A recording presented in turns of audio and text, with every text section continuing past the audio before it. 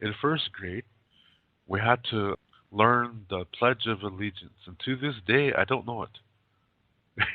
I mean, I did when I was in the first grade, and I was 5 years old. Today, I don't know it. So, can you tell me that unpatriotic just because I don't know the Pledge of Allegiance? I don't know. Maybe some people will. Some people are extreme. There's extreme Americans too. People always talking about extreme terrorists, but there's extreme Americans too that go too far. When we were little children, we were given an incentive to learn the Pledge of Allegiance. And that incentive was you get a little American flag, this little flag on a little stick, and that was your American flag. I don't remember what day it was, but it was once a week. So we had a week to practice saying this.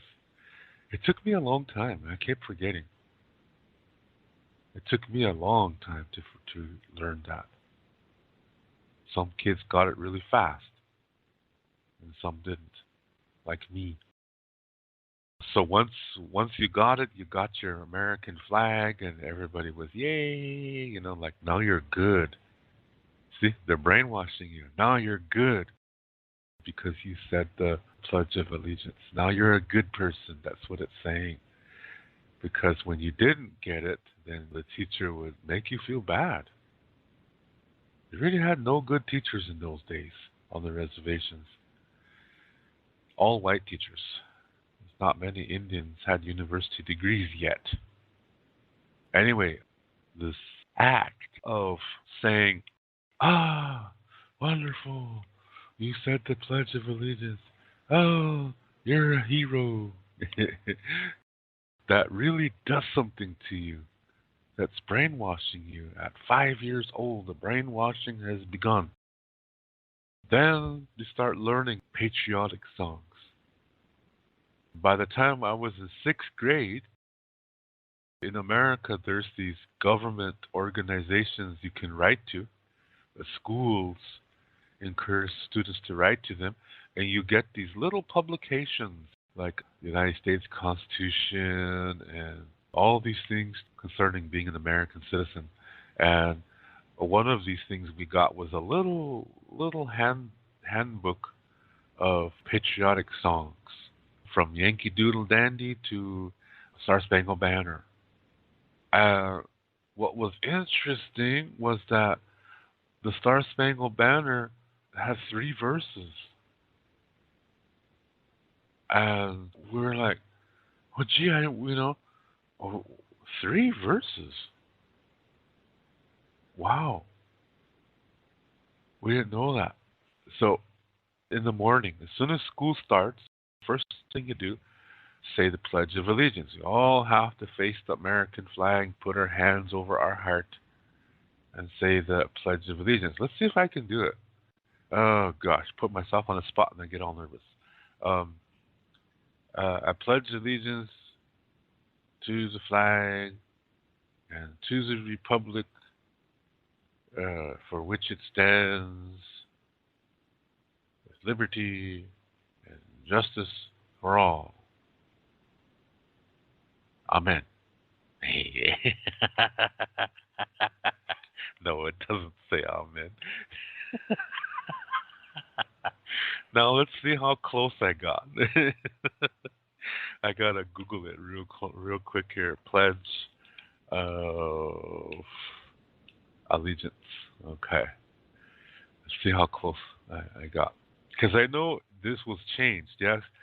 And yeah, for those of you who are as old as I am, I forgot something, and I really did. I really did forget something. Oh my God, I see a picture. Oh, yeah, so sad. Little, the little children of Japanese ancestry and doing the Pledge of Allegiance. That was us too.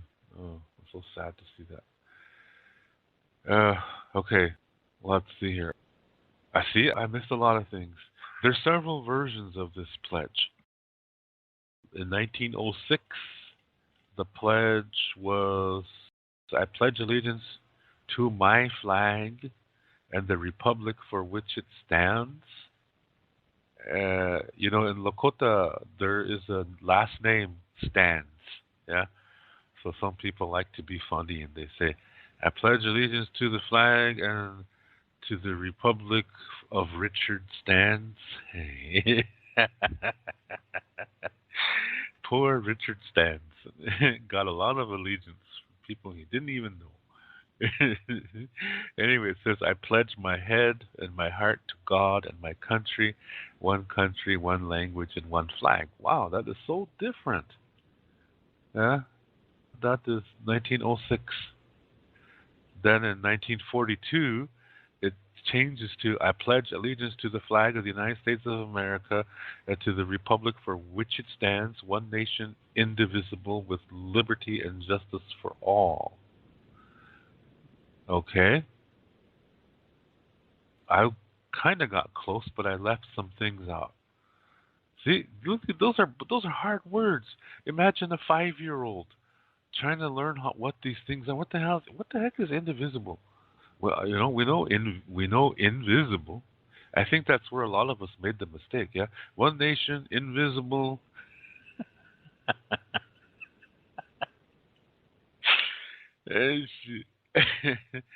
And then somewhere they added under God. That's how we know it.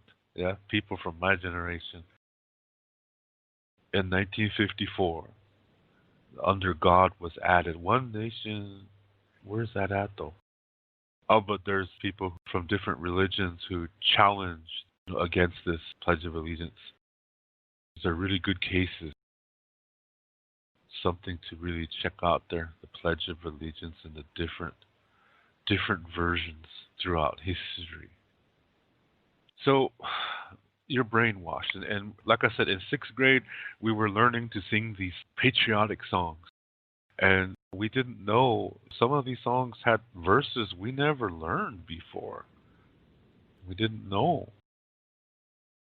It was interesting. So every morning, after saying the Pledge of Allegiance, now I'm talking of when I was in 6th grade, okay? So I was 11 years old. So somebody would be chosen to hold the flag, and we all had to say the Pledge of Allegiance. The rest of us would have to put our right hands over our heart and say the Pledge of Allegiance, and we faced the American flag. Then that person holding the flag got to choose what song to sing. There was a lot of them. Battle Hymn of the Republic, America the Beautiful, God Bless America, Yankee Doodle Dandy, all kinds of patriotic songs. And this little booklet has the music, and by that time I was 3 years classically trained, so I could read music, so it was kind of nice to learn that, yeah. Anyway, musically, I mean, the music. But a lot of songs we learned in music class, but it was always just the first verse. Yankee Doodle Dandy. I only know one verse. Father and I went down to camp along with Captain Goodwin. Something, something, something, something, something, something pudding. I don't even remember, not even the half of the first verse.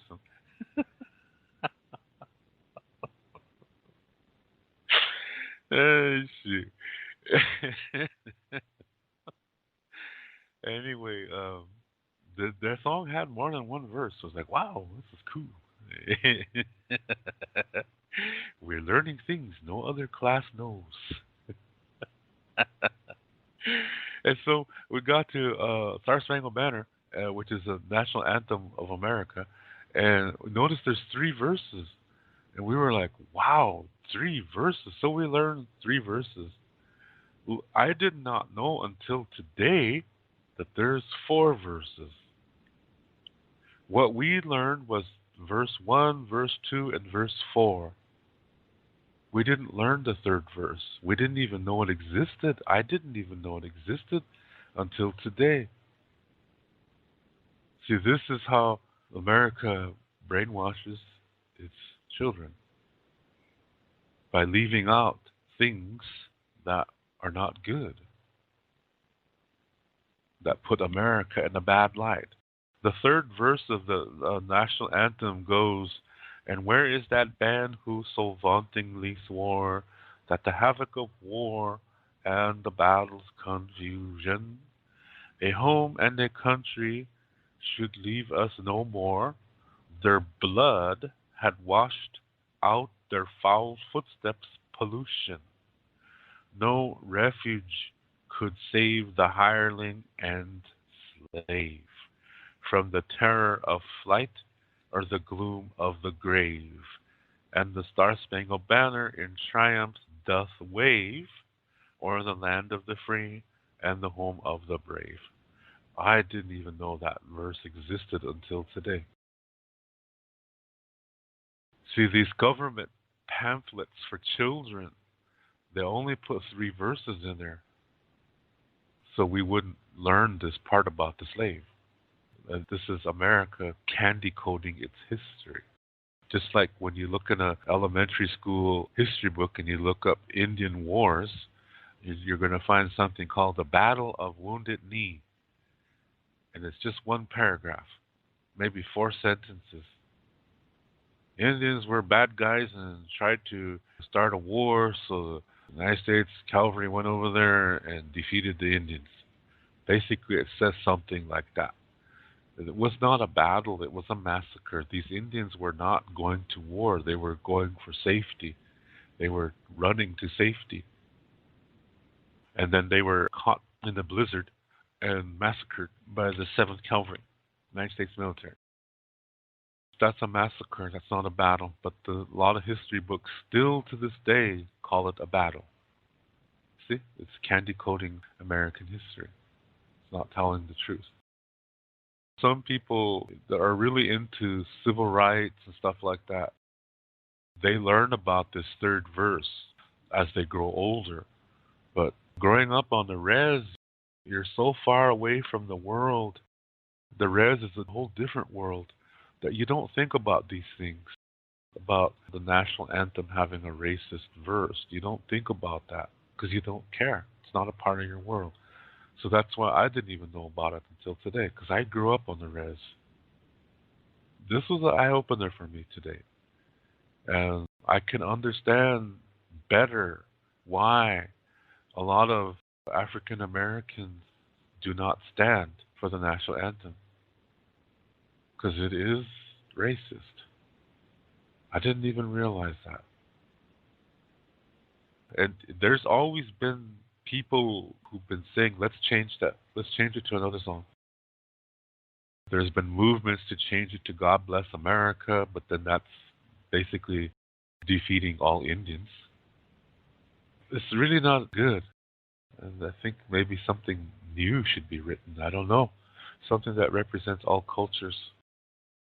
Something that we can all sing and be proud of, no matter where we come from, whether it's Native America, whether it's from a mosque or a synagogue or whatever, that it should represent everybody. And this song does not represent everybody.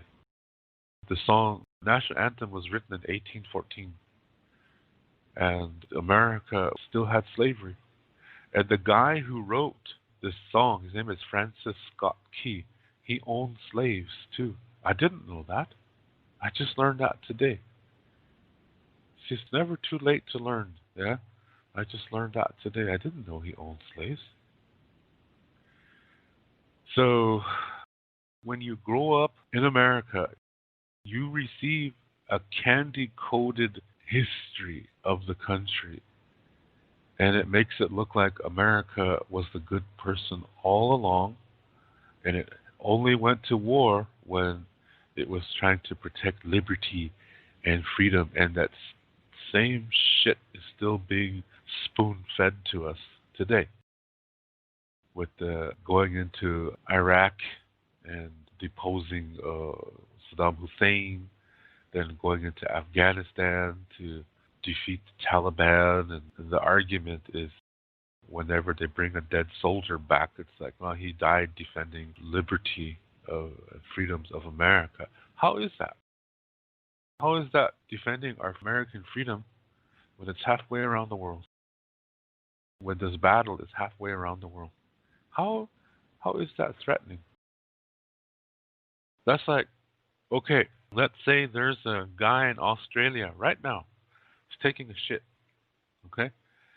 There's a guy in Australia, he's taking a shit, and I'm saying, Jesus, goddamn stinks. Gotta do something about that. It don't even make sense. Yeah, it just doesn't make sense. The reason why this whole deal with Iraq and Afghanistan is happening is because of oil. It has nothing to do with liberty and freedom. There's oil families involved here. The Bush family is an oil family.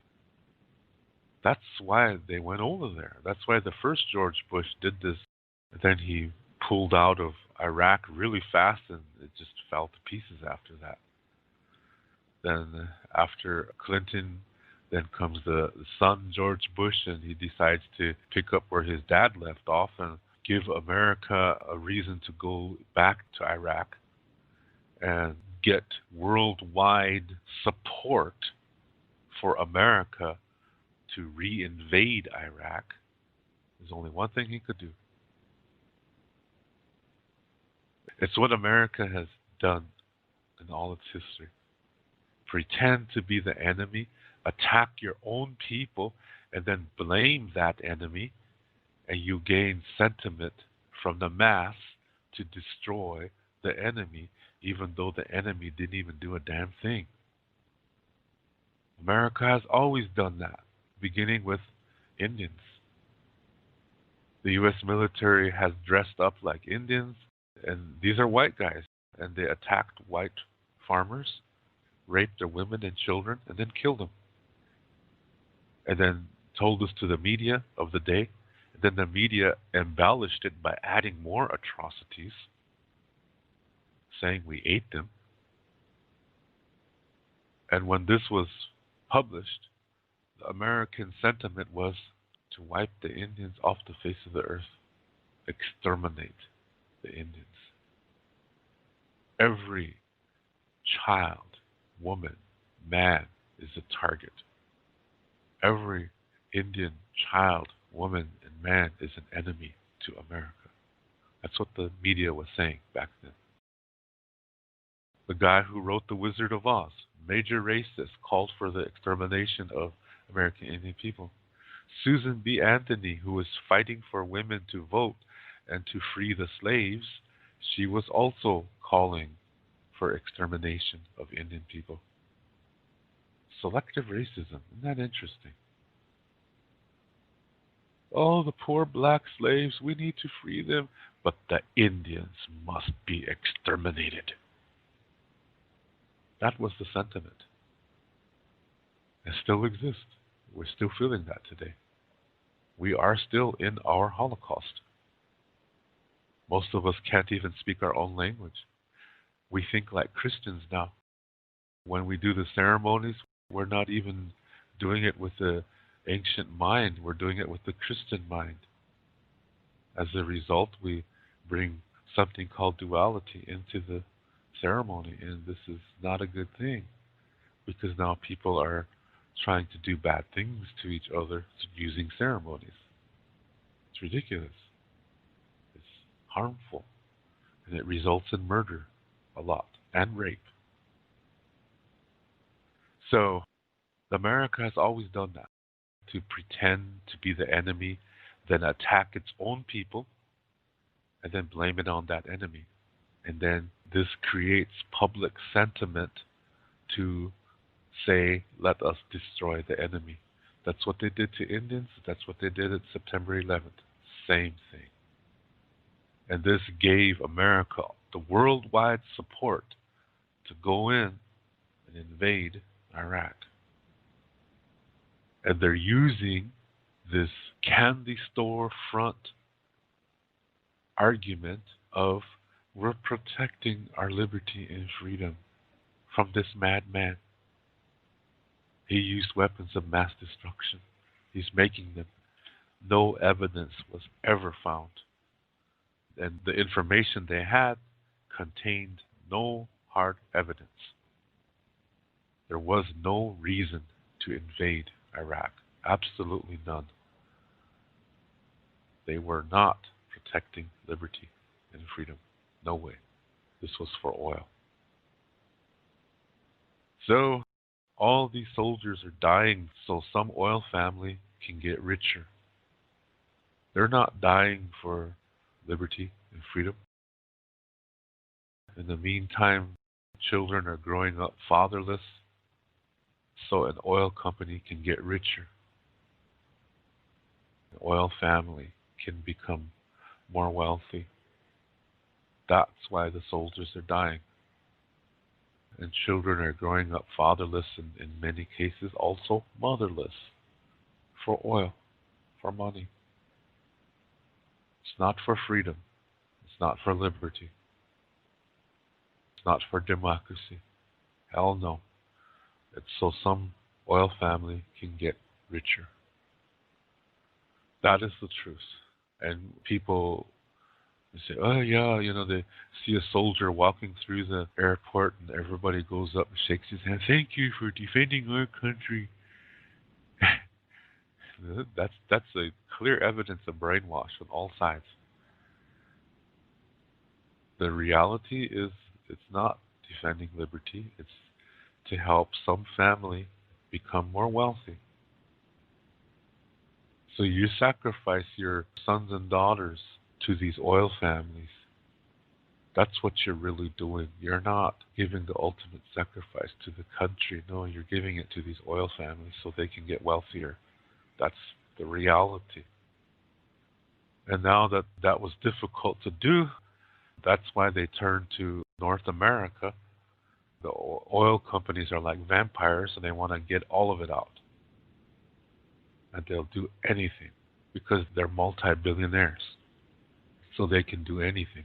They buy the best lawyers, they buy the politicians to get laws made so that their oil can be piped from remote areas to oil refinery.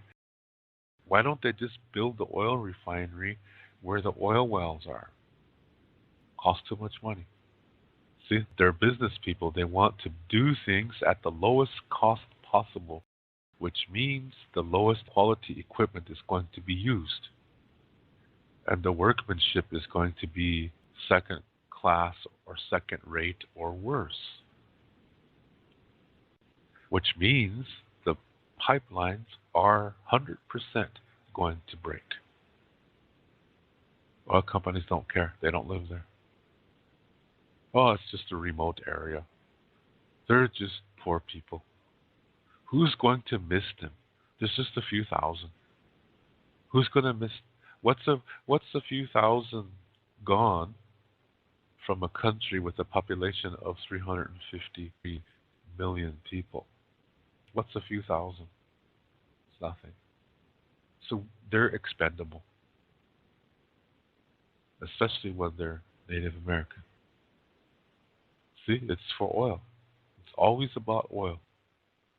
As the old movie, it's called Dune. It failed at the box office. It's a science fiction movie. I like the movie. Myself, I really like the movie. It's just fantasy, yeah? Come on, it's fantasy. Fantasy's fantasy. But there's one statement in there that always stuck in my mind. And the statement was, he who controls the spice controls the universe. The spice was a certain kind of a powder that was mined from a certain planet. And when you had this spice, it gave you supernatural powers. So whoever controls that can control the universe. I always remember that. It's just like drug dealers. Whoever controls the drug market, these drug cartels, they control a lot. Now apply that to the Catholic Church. He who has the biggest religion can control the world. So now I look at these huge religions in this world. See what I mean? Now apply that to oil and our dependency on that. He who controls the oil controls the world. See? It's crazy, isn't it? And you have to create a society that is centered around that, which means currency has to exist. That means that something has to exist that will make you want to buy it. Well, cars come into the picture. Ooh, look at this fancy sports car. Comes with a girl in a bikini. You see these TV commercials. It makes you think that if you have this car, you're going to always have a pretty girlfriend. See, it's trying to brainwash you into that. So it makes you want to buy that car, which means you got to have that car, you have to buy gas. Tires coming from oil too. Lots of things coming from oil that are not good. So you control the oil, there's a lot of industry you control. World economy. And with currency, that's what gives these oil families immense wealth. That's what this war is about. And wars cost money. You have to feed the soldiers, you have to make the weapons and so forth like that. So the oil companies have these sub-companies, and they make airplanes, they make tanks, they make weapons, they make food, clothes, everything, and sell that to the governments. So that's the way they make more money. And then to make as much money as possible requires having a war that will never end until the people are gone. It's the only way it'll end. It started now.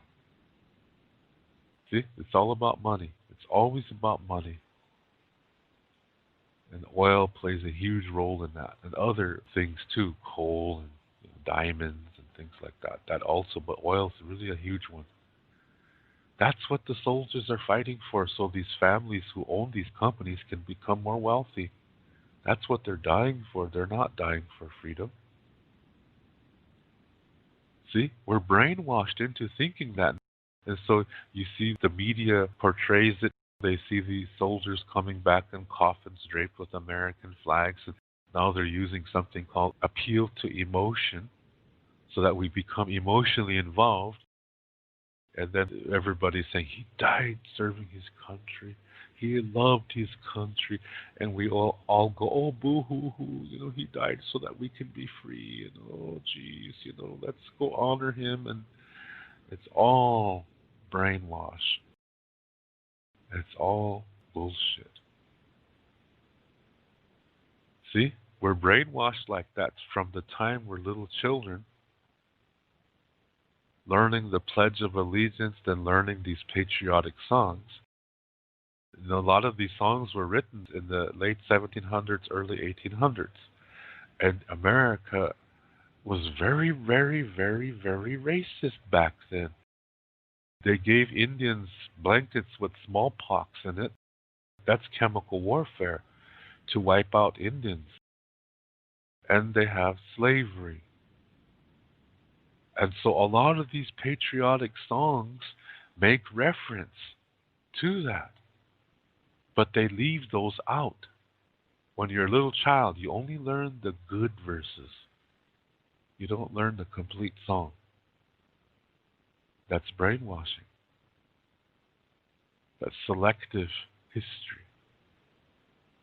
So imagine that. Okay, the American government is taking a look at these, and they want to brainwash the children, and they start with patriotic songs. But a lot of these songs have racist verses.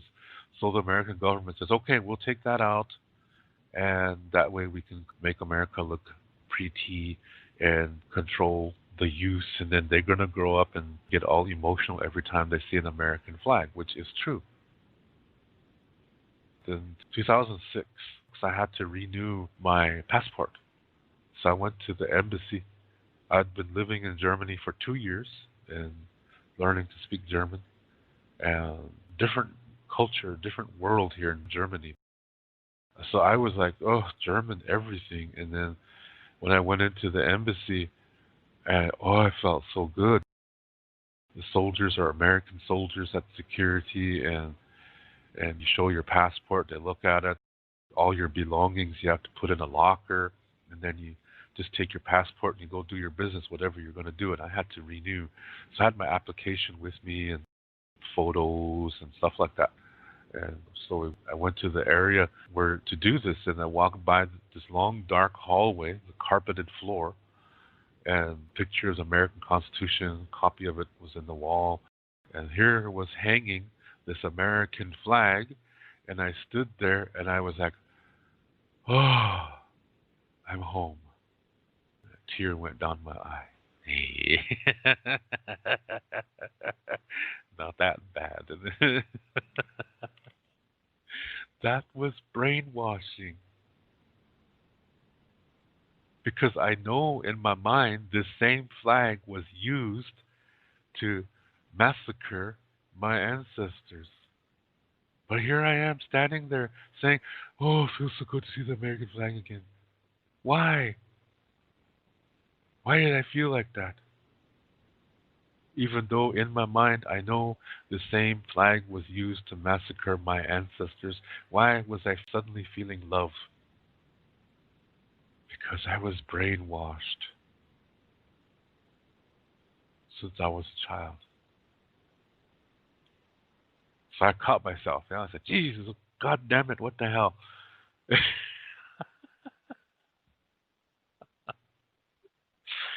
So went and did my business and got the hell out of there after that. Yeah.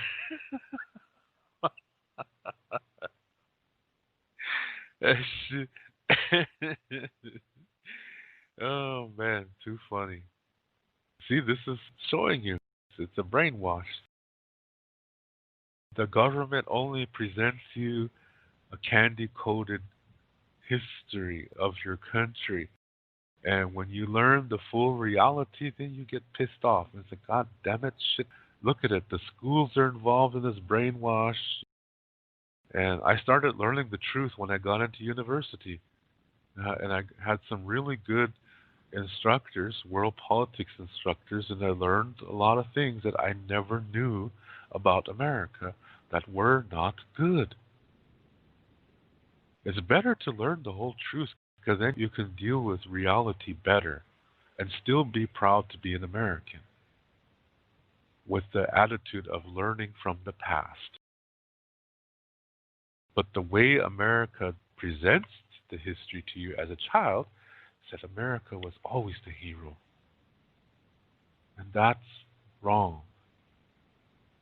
I really think there should be a different song, something that represents to help us prepare for what's coming.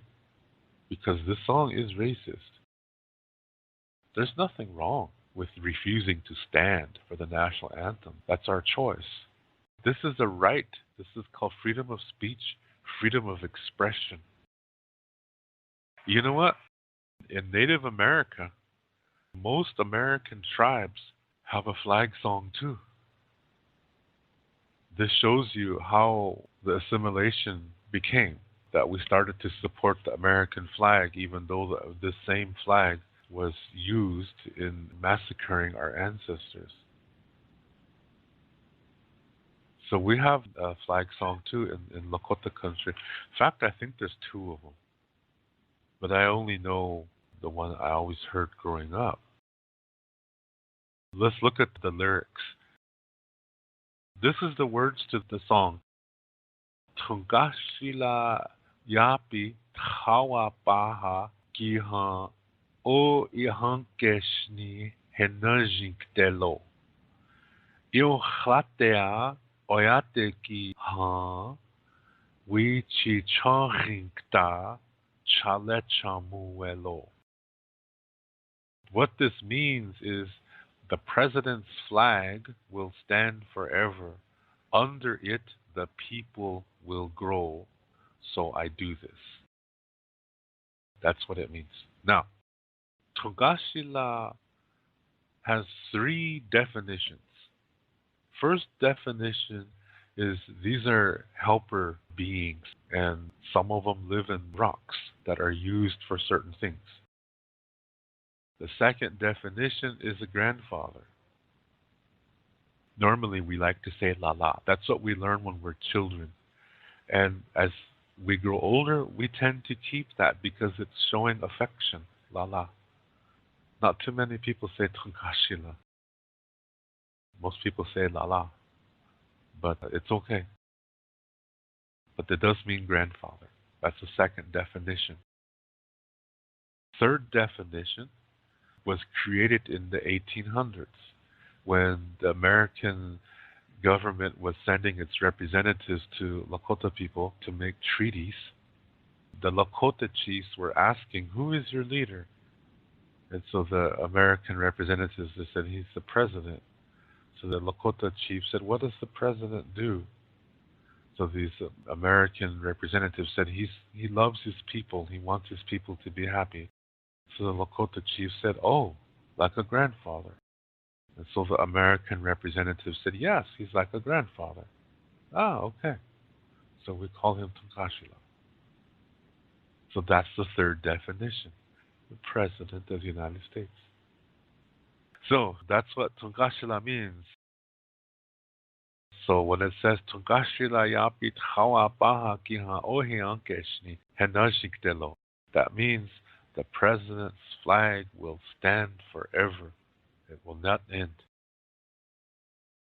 Now the second line goes Ilhlatea oyate kiha wichi charinkta cha lechamuelo. So the sentence is under it, the people will grow, so I do this. That means to support the American flag.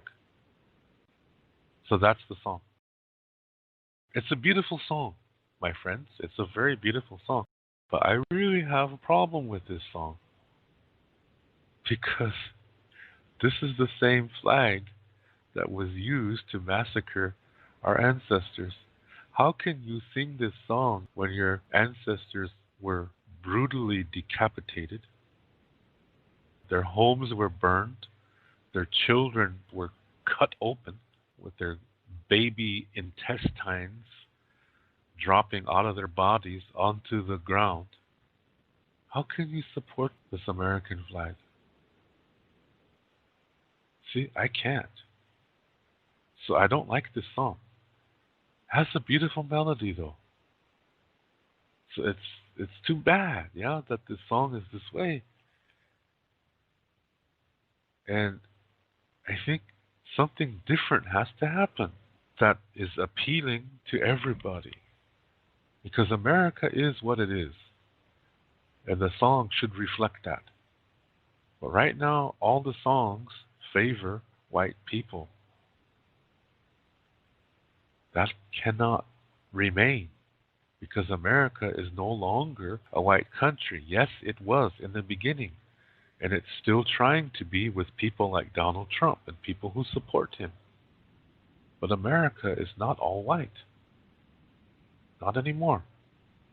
It's changing. The song has to reflect that to guide us into a better future. So until that happens, I will not support the flag either, or this anthem, or the Lakota anthem. I will not support it either. That's why I don't have an American flag. That was a huge wake-up call for me in 2006 at the embassy, that experience that I shared with you. Now I can laugh, yeah. I was really angry though at that time. Anyway, I want people to understand that there's always more than one way to look at something. Because when you grow up in America and you're learning all these history and you're learning all these songs, you're just learning one perspective and you're subconsciously being told this is the only perspective. And when something like that is happening, that's brainwash. That's why I said earlier, it would have been better if we learned the truth about this song. Because then we be more in reality, because what the song is doing is putting us in a fantasy. When it's leaving out that racist verse, it's putting us in the fantasy that, geez, America is really good. Everything about America is good. America's always the good guy. See, that's what we're learning as children. And the movies, too, all the John Wayne movies, whether it's a cavalry movie or a Vietnam or a Korean or World War II movie or whatever, it's all brainwash, propaganda. It's not reality. It's denying us what we deserve, and we deserve to know the truth. And the truth is not always a pretty thing. So we always have to keep that in mind, that it's better to know the truth. It's so that you will know reality, because when you know reality, there's less stress. Your expectations are more realistic. You know how to set realistic goals in your life. You're better able to communicate in a healthy way. And you're more accepting of others who are different. You don't have to agree, but you can respect each other and still have peace. That's what can happen when you live in reality. But when you're learning songs as a little child, and these songs are painting a false picture, you're being programmed already as a little kid to live in the fantasy world. So when something goes wrong, it shakes you and it overwhelms you, and it's hard to come back from that. So it's better to know the truth. It's better to know reality. It's better to be able to learn from that. Because in the fantasy, when you're living in the fantasy, you're making your life more difficult than it needs to be. So it's better to learn the truth, because then you're able to handle it. And that's going to help you in other areas of your life. But when you live in the fantasy, then you tend to think in terms of good versus evil, because that's the foundation of fantasy. So it's always better to know the facts. So you know what you're dealing with, and you know how to make a better decision or choice in what to do in your life. But if you don't have all the facts, then your decision is based on a sandy foundation, a weak foundation, and it might result in some difficulty that could have been avoided if only you had all the facts. I'm sure you've seen movies like that where people have made decisions based on limited information and ends up in a catastrophe. That people get hurt that were falsely accused because you didn't take the time to check things out, but that you just made a fast decision and you didn't have all the information. That's always going to lead to a problem. And sometimes it can't be helped, but those are other kind of circumstances. But I'm talking about when somebody knowingly keeps information from you, then you're falling into a trap. And that's not good. To read more about Lakota Star Knowledge spirituality, you can read my book called Wichocha Otechike. You can see the book cover on the right side of this screen. This book contains the information to what I talk about on my Lakota spirituality videos. To purchase this book, please click below where it says Show More. Clicking on that link will open up the description below, and there you will see a link called To Purchase My Books. As you will see, it's an eBay link. Click on that eBay link, and there you will see the information to get this book. Lila Pila Mayelo. Thank you very much.